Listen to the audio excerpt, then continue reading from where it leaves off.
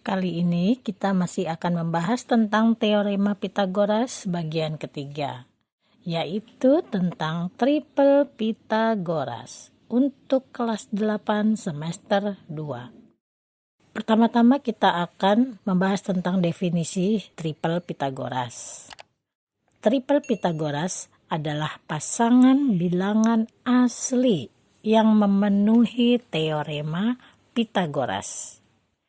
Ingat, berdasarkan definisi ini, pasangan bilangan dinyatakan triple Pythagoras harus memenuhi dua syarat, yaitu syarat pertama apa? Bilangan asli. Syarat kedua, memenuhi teorema Pythagoras. Kalian ingat itu ya, syarat-syarat triple Pythagoras. Sekarang kita langsung ke contoh soal supaya kalian lebih mudah mengerti. Soal pertama, diketahui sebuah segitiga memiliki ukuran sisi-sisinya sebagai berikut. Panjang sisi A-nya 3 cm, sisi B 4 cm, dan sisi C 5 cm. Nah, tentukan apakah ketiga sisi tersebut merupakan triple Pythagoras. Oke, berdasarkan soal di atas tadi, kita akan membahasnya satu persatu. Nah, kalian kan disuruh menentukan apakah pasangan bilangan soal itu merupakan triple Pythagoras.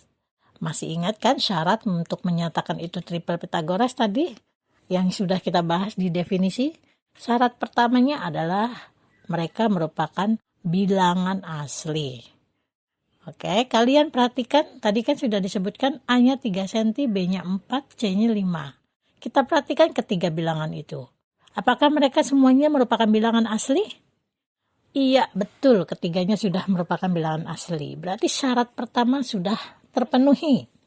Nah, syarat keduanya, apakah mereka memenuhi teorema Pythagoras?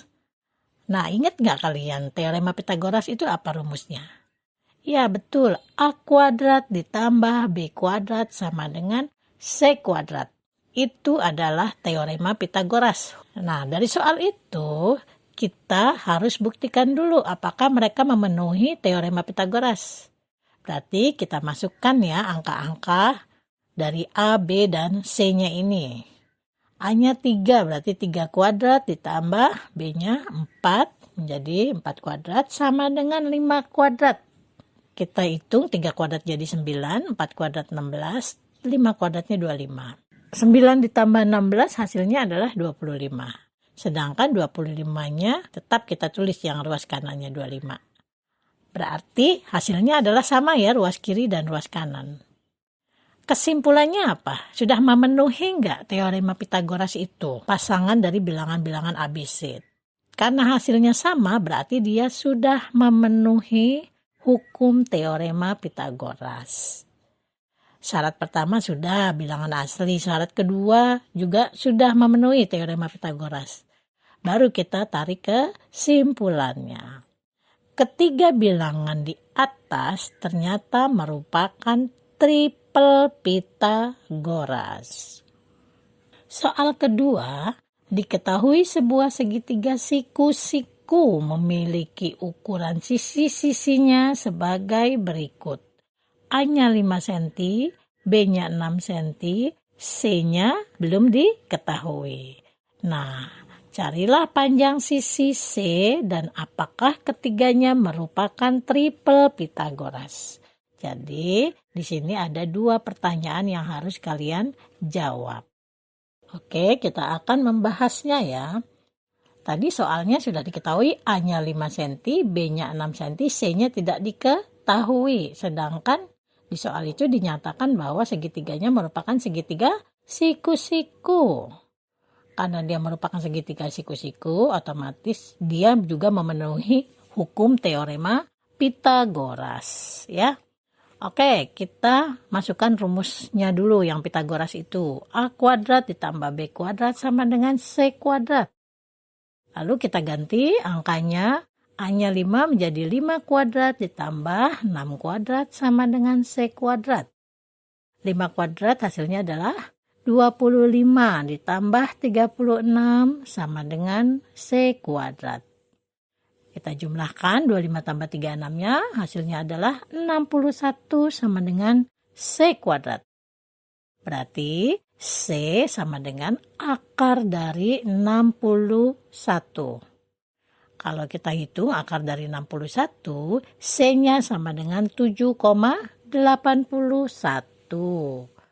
Oke, pertanyaan pertama sudah terjawab, yaitu sisi C-nya adalah 7,81 atau akar 61 juga boleh. Kita tuliskan dulu sekarang ya, pasangan-pasangan bilangannya dari awal tadi ya. A-nya 5, B-nya 6, C-nya kalian sudah dapat 7,81 cm. Nah, pertanyaan keduanya adalah apakah mereka merupakan triple Pythagoras?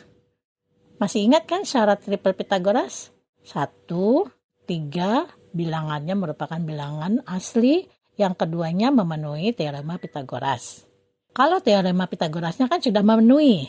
Tadi ya kita pakai hukum A kuadrat tambah B kuadrat sama dengan C kuadrat. Kemudian yang syarat apakah ABC-nya merupakan bilangan asli? Kita cek satu-satu. A-nya 5 memenuhi, dia merupakan bilangan asli. B-nya 6 memenuhi, merupakan bilangan asli juga. Nah, di sini C-nya bukan merupakan bilangan asli karena dia 7,81. Tidak bulat ya, ada komanya. Berarti dia bukan bilangan asli. Dari sini kita tarik kesimpulan bahwa ketiga bilangan di atas bukan triple Pythagoras.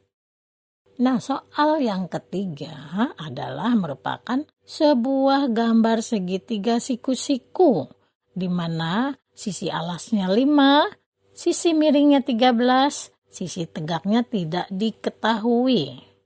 Nah, pertanyaannya adalah, carilah panjang sisi yang belum diketahui, dan apakah ketiganya merupakan triple Pythagoras. Baiklah, kita bahas ya. Nah, soalnya tadi kita tulis lagi A-nya 5, B-nya belum diketahui, C-nya 13. Ingat C itu sisi miringnya. Kemudian kita tuliskan hukum dari Pythagoras, karena soalnya adalah segitiga siku-siku. A kuadrat ditambah B kuadrat sama dengan C kuadrat. Kita masukkan angka-angka yang diketahuinya. 5 kuadrat ditambah B kuadrat sama dengan 13 kuadrat. 25 ditambah B kuadrat sama dengan 169. B kuadratnya sama dengan 169 dikurangi 25. Pindah ya dari ruas kiri ke ruas kanan yang angka 25-nya menjadi negatif tandanya. Berarti B kuadratnya sama dengan 144. B-nya sama dengan akar 144. B-nya hasilnya adalah 12 cm. Nah, pertanyaan pertama berarti sudah kita jawab. B-nya sudah ketahuan. Sekarang pertanyaan keduanya kita buktikan apakah mereka merupakan triple Pythagoras. Berarti kita tuliskan dulu ya satu-satu lagi. Tadi sudah diketahui A-nya 5. Kemudian B-nya sudah kita dapatkan hasilnya adalah 12. Ya, C-nya sendiri atau sisi miringnya 13. Syarat dari triple Pythagoras kalian sudah tahu kan ya, memenuhi teorema Pythagoras dan merupakan bilangan asli. Kalau memenuhi teorema Pythagorasnya kan sudah jelas tadi yang sudah kita kerjakan itu tadi ya, yang A kuadrat tambah B kuadrat sama dengan C kuadrat. Dia sudah memenuhi.